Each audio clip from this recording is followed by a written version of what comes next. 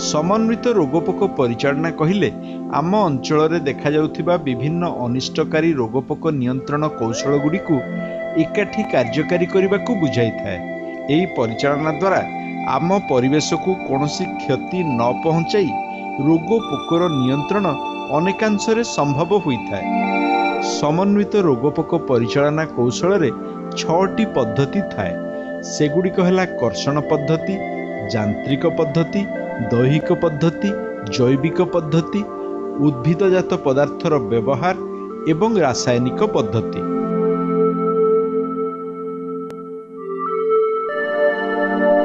कर्षण पद्धति कहले खराटिया चाष, फसल अवशेष परिचालना, सुस्थ बिहन व्यवहार, रोगपोक सही पारुथिबा बा प्रतिरोधी किसम व्यवहार, बुणा समय समयोजन, फसल पर्याय अनुसरण, अंत फसल, जंता फसल और सीमांत फसल, फसल स्वास्थ्य रक्षा एवं सठिक भावे सार और जल परिचालना इत्यादि को बुझाई थाए।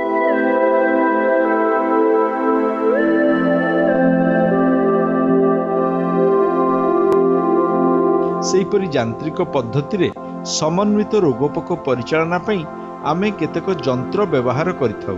सेगुड़िक मध्यरे रहिछि आलोक जंता, संग आकर्षक जंता, अठालिया जंता, अपसारण जंत्र और विष थोप इत्यादि। यह छड़ा फसलर आक्रांत अंश दूरीकरण, अंडा पुंज और लाभा संग्रह करी नष्ट करिबा एवं हस्तचालित जाल द्वारा पूर्णांग कीट संग्रह करी सेगुड़िक नष्ट करिदेबा मध्य यांत्रिक पद्धतिर अन्य केतेक कौशल।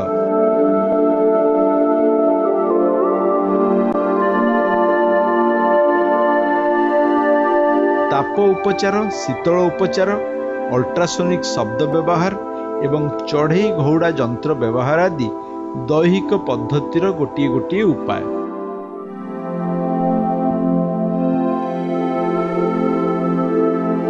जैविक पद्धति रे शिकारी जीव किंबा पराश्रयी व्यवहार करी मध्य रोगपोक परिचालना करा जाई पारे।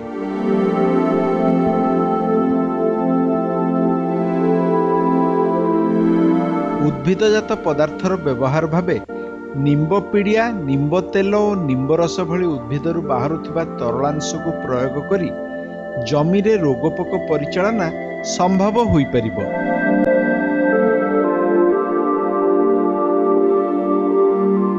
रासायनिक पद्धति रे समन्वित रोगपोक परिचालना पई केतेक रासायनिक पदार्थर व्यवहार होइथाए। सेगुड़िक है आकर्षक द्रव्य, विकर्षक द्रव्य, चयनमूलक कीटनाशी और बंध्याकारक रसायन इत्यादि।